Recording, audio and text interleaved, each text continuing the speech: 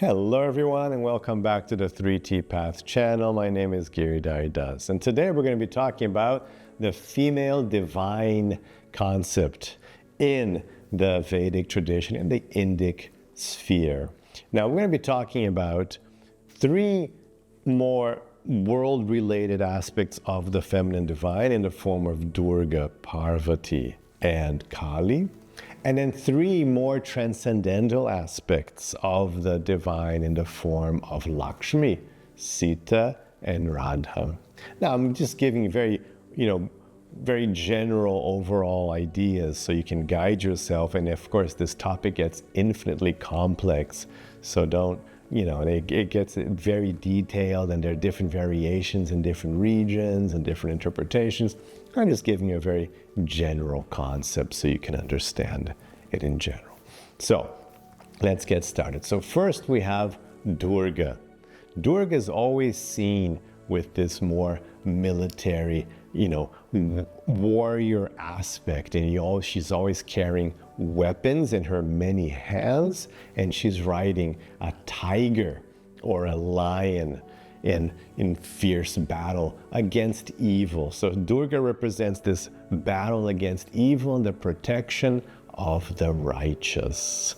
And so in Durga, you'll see this very commonly if you walk into a generic Hindu temple. There will be usually an altar there for Durga. You'll be able to recognize her as Durga because of the many hands and the weapons in the hands. And if you have a lion, or if she's riding a lion or a tiger, then it becomes extra easy to recognize. So that's what she represents, this energy of battling evil and getting protected by her in your struggles here against the evils of the world.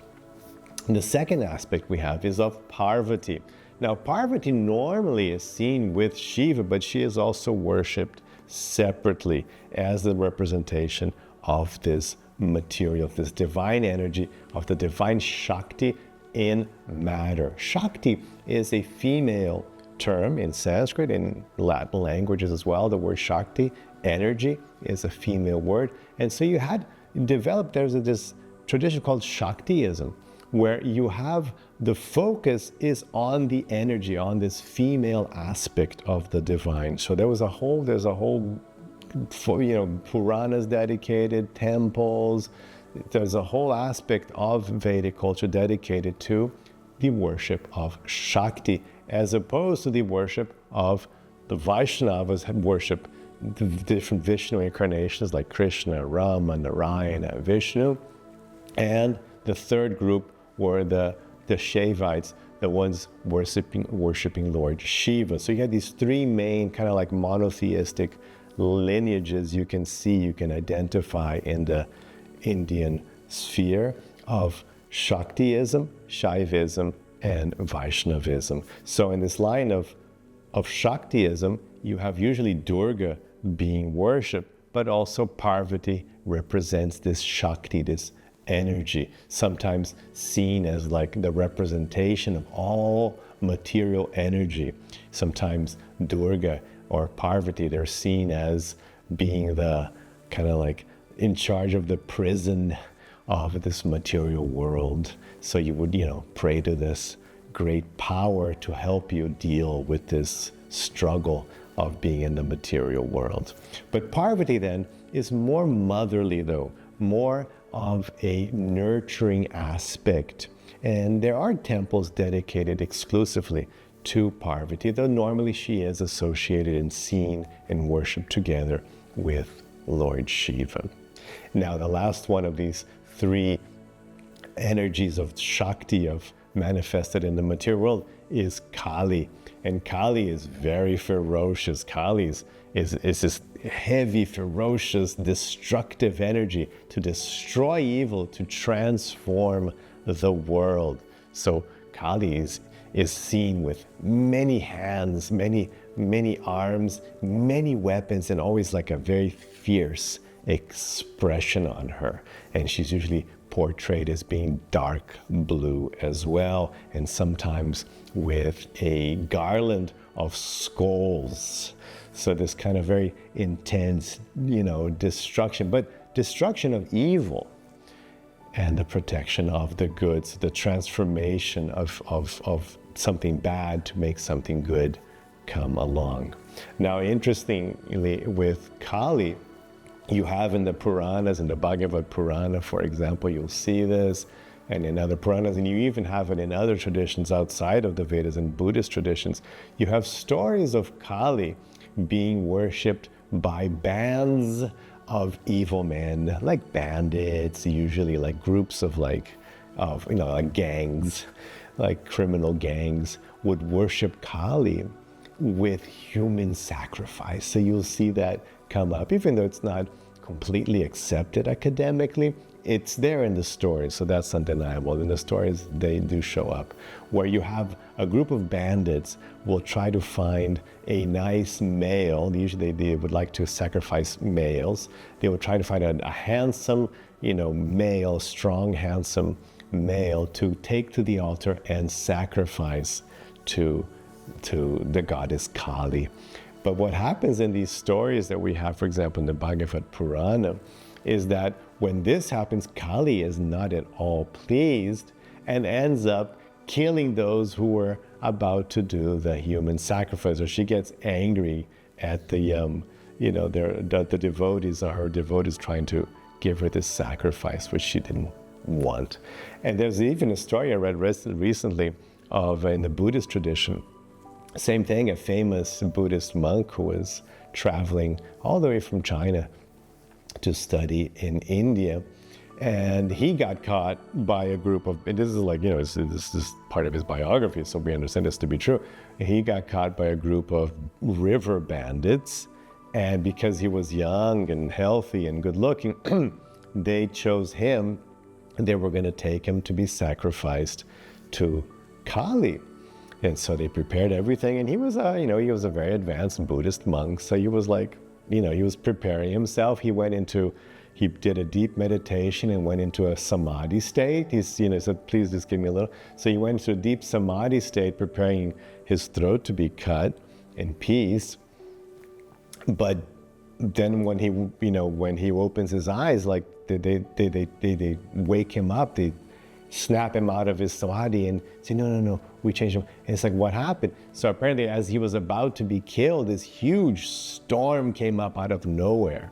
This powerful storm, like just some sort of typhoon came, and the bandits got really scared and thought, they're like, oh no, Kali doesn't want us to sacrifice him. So they were like, they apologized to the monk and helped him along his way. And yes, please forgive us. And yes, you go.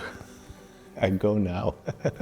So that's the story as well from the Buddhist tradition. So that's Kali. Anyway, but beyond these manifestations of Durga, Kali, and Parvati, we have aspects which give you more of a transcendental. It's more understood like beyond matter, in full transcendence, as aspects of the female aspect of God. So the first of these is Lakshmi. So Lakshmi, of course, is famous because she's also known as the goddess of fortune. And everybody wants fortune. Everybody wants gold, money. So she's been worshipped since forever because they would think that if I worship Lakshmi, I can get some money. But the idea that Lakshmi isn't just like some goddess of money, some little, good luck charm for making money. She's actually the female aspect of God. She accompanies manifestations of God such as Vishnu and Narayan, and also Nrsimhadev and Varaha and other manifestations found in Vaishnavism. So she's actually the female aspect of God that accompanies God like that, but she's a transcendental. She exists in transcendence, in the abode of God. So it goes beyond just like some sort of God, deity of the material world. It's a transcendental aspect of Lakshmi Devi. Actually, in my altar, there's Lakshmi Devi together with Lord Nrsimhadeva. So I actually worship Lakshmi Devi every day as well. So that's Lakshmi Devi. And then you have Sita. So Sita is very famous from the Ramayana, from the story of Lord Ram.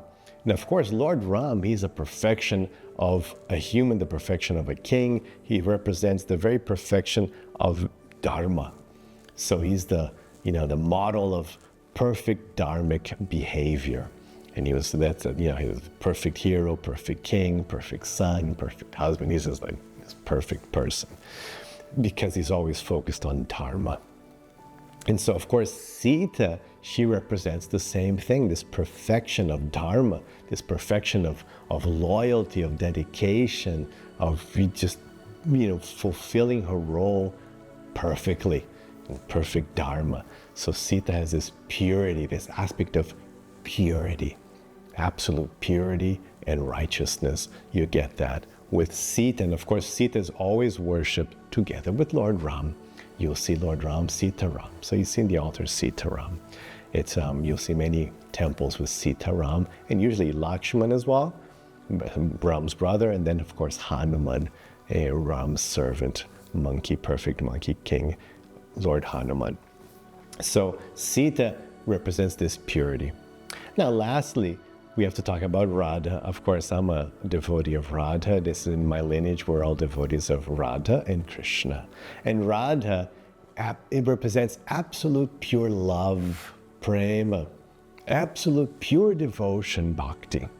So that's why she's worshipped in my lineage, because she is a representation of pure, sweet love and devotion. So now we're not focusing so much on wealth and power like Lakshmi. We're not so much focusing on just behaving well. We're beyond these things. We're focusing now exclusively on just love and devotion. And of course, with Radha, you always see her in relation to Krishna. So it's usually Radha, Krishna in the altars. Of course, you can have just images of Radha. I have a beautiful painting of Radha. You can't see, but I have a beautiful painting of Radha here. So but usually always together with Lord Krishna is more common.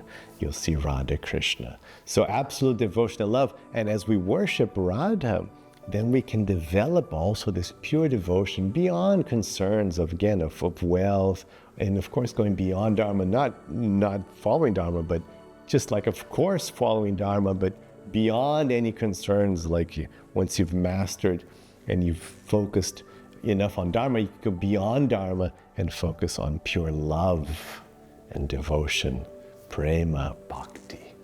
That's what we're focusing on. So that's Radha. And I'm leaving a link here in the description of the video to another video I did specifically on Radha, so you can understand a little more this concept of Radha, of the feminine aspect of God in general, but specifically of Radharani as well. So that's it for today. Let me know if you have any questions, any comments, if you have your views as well on these different manifestations, because again, there are many different manifestations, ideas, and concepts. Also, you can leave below if you want. I would love to hear from you. So have your rest of your day with lots of peace and lots of love.